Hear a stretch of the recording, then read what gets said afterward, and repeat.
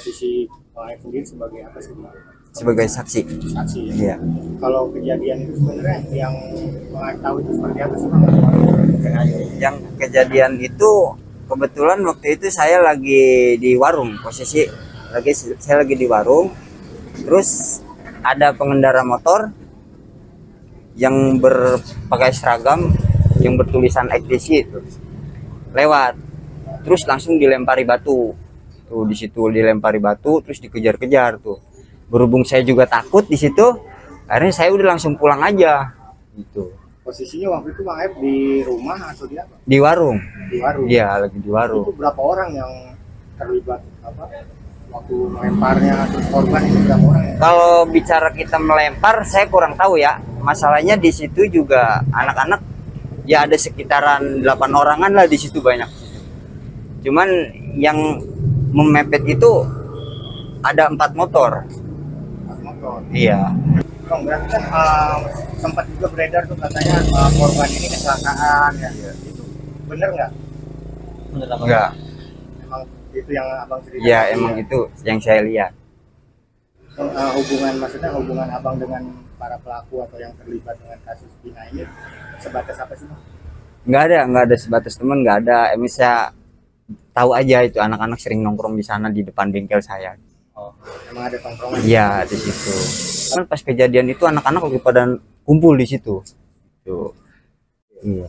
Udah begitu saya tahu begitu, berhubung saya juga takut, akhirnya saya pulang. Tapi ke Bang bengkel. tahu Bang ada 2 korban yang meninggal pada saat kejadian di Cirebon ini? Belum, Belum tahu. belum tahu. Tapi posisi si korban ini sama temennya juga atau dia sama satu motor aja? Yang saya lihat satu motor. Satu motor aja. Tapi sama siapa korban ini nggak pernah ngelihat dia nongkrong juga di sini? Nggak pernah. Nggak pernah ya? Nggak pernah tahu. Nggak pernah hadir di sidang juga. Sidang. Waktu sebelumnya belum, Belum pernah dipanggil sidang. belum pernah hadir saya. Bang Aib sendiri di Cirebon kerja atau gimana sih? Kerja Sebagai apa sih? di bengkel cuci mobil. Iya. Jadi gitu ya. Iya. Berapa lama di sini? Sekitaran 5 tahun saya di situ.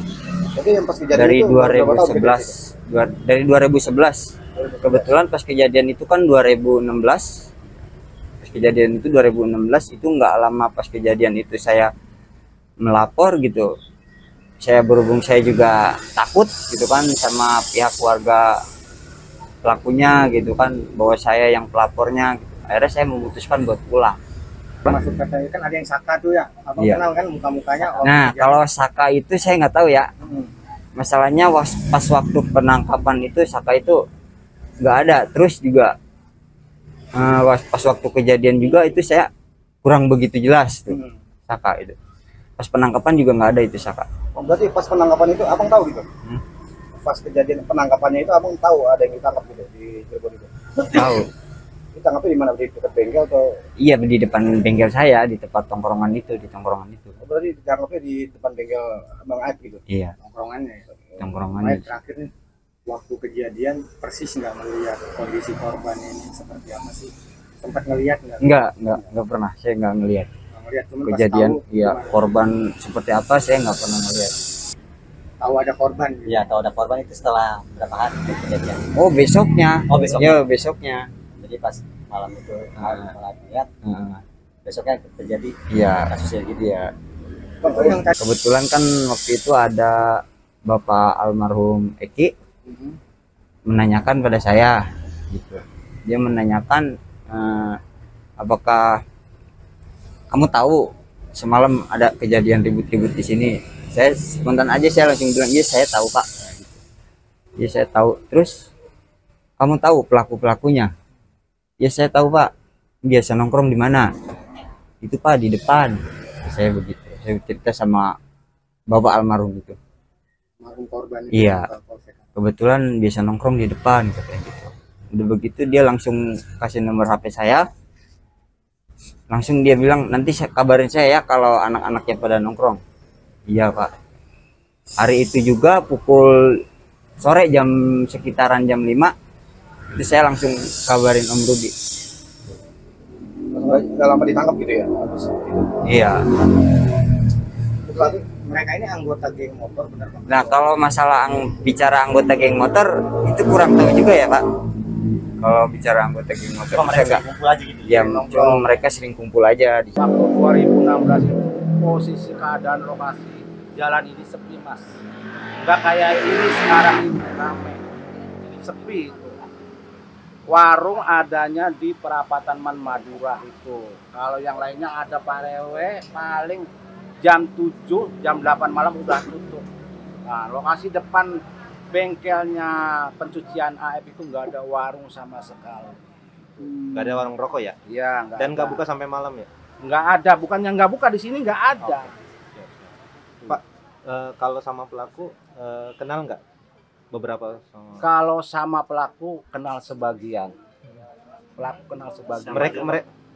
Nah, kalau yang pelaku itu Hadi, Eko, sama Saka, Dirman, 4 saya. Mereka itu geng motor atau? Oh bukan, itu bukan geng motor, itu kuli bangunan.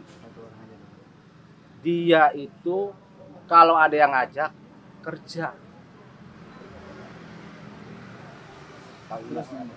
Oke. Katanya mereka sering nongkrong di depan sini Pak. Kalau sering nongkrong ya hanya sekedar mungkin namanya pekerja bangunan, dia kumpul di sini nongkrong gitaran biasa godain cewek apa gitu ya, maaf ini ya. Kenakalan lah biasa Iya, gitu ya Pak. namanya anak muda godain cewek, wiu gitu kan. Nah di situ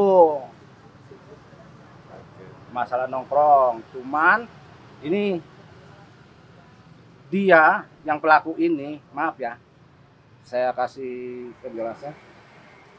Yang namanya sebelum kejadian, yang namanya Eko sama Hadi, malam apanya saya nggak tahu. Cuman saya lagi ngobrol sama adik saya 2 orang. Dia datang, Eko sama Hadi itu datang, dia terus ngomong, "Ang, saya pengen grebek orang." Kenapa permasalahannya? Karena pengen grebek pencucian mobil karena dia bawa cewek. Bener kamu ngomong kayak gitu? Bener Ang, kata si Eko sama Hadi. Ya udah kalau kamu benar, tapi kita ngikutin prosedurnya. Jangan semena-mena kita tahu main hakim sendiri. Izin RT dulu. Kalau kamu ya benar-benar ngomong kayak gitu, nanti tanggung jawab saya izin ke RT. Barulah saya tindak ke RT Papasren. Waktu itu penggerebekan, nah Papasren, saya ngomong sama Papasren, Papasren tindak, ayo ikut, yang ikut menggerebek. Eko, saya, adik ipar saya 2, saya sama Pak RT 6 orang dulu itu. Nah, barulah berjalan ke depan bengkel, diketok-ketok. Tuh. Mas, enggak keluar-keluar.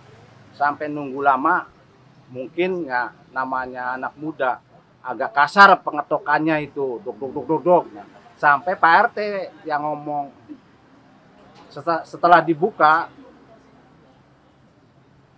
ada yang menanyakan, "Mas, bener kamu bawa cewek di sini?" "Enggak," katanya, "enggak ada. Sok aja lihat aja, enggak ada." Nah, kan pemuda, khususnya masyarakat yang di wilayah sini masih nggak percaya.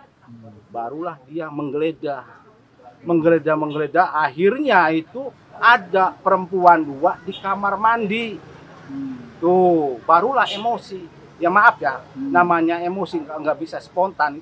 Ada yang melemparkan kursi, pokoknya ada yang apa nggak tahu. Cuma saya udah jangan main kekerasan, udah jangan. Panggil Pak RT kata sayanya. Panggil Pak RW. Kontak Pak RW, datang Pak RW Yitno. Tuh, saya terus sampai bahkan warga sini ngomong, "Kamu orang andon usaha, berani-beraninya kamu pengen mencemarkan, menjelekkan warga di sini. Sedangkan warga di sini aja nggak begitu." Emang nggak ada respon, maksudnya nggak ada tindakan apa ya dari AF sama itu, mungkin bersalah apa ya, nggak ada respon apa. Diem aja intinya. diem aja itu, diem aja. Karena ngerasa ada bukti ceweknya itu. Barulah. Nah sempat RW itu ngomong, ya kalau sumpah pakai kekerasan, saya nggak tanggung jawab. Baru itu diem semua. Warga itu dari omongan Pak RW itu. Usut punya usut, udah lama-lama udah beres. Pokoknya warga di sini jangan sekali-kali lagi kamu bawa cewek. Nanti saya ingatkan lagi, jangan sekali-kali.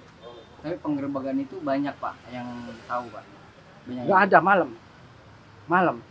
Yang tahu ya pokoknya itu yang terakhir itu Pak RW. Jadi ada 6 orang waktu kita penggerebekan. Saya, Adi, Eko, adik ipar saya 2, sama Pak RT. Itu juga Pak RT yang maju duluan, itu yang ketok-ketok.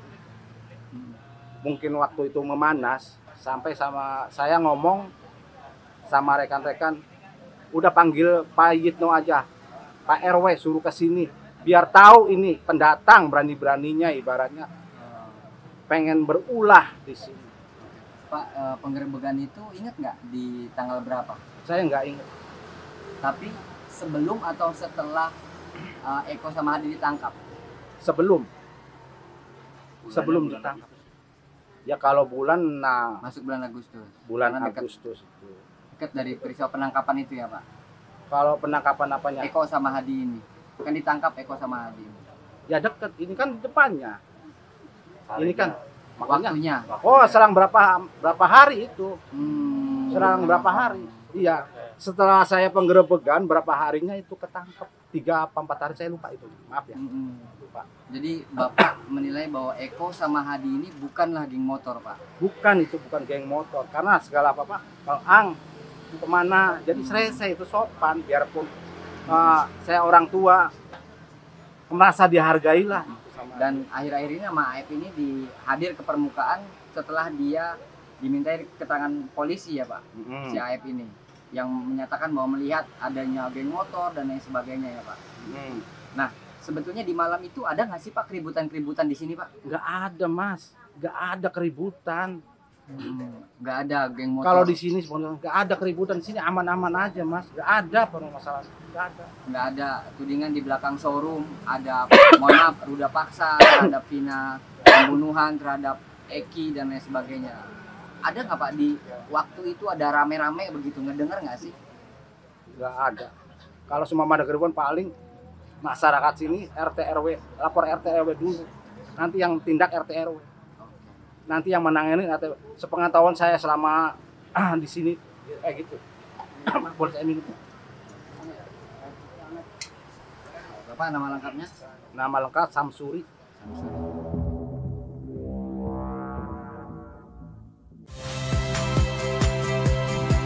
Saya Cynthia Rompas. Saksikan program-program Kompas TV melalui siaran digital, pay TV, dan media streaming lainnya. Kompas TV, independen, terpercaya.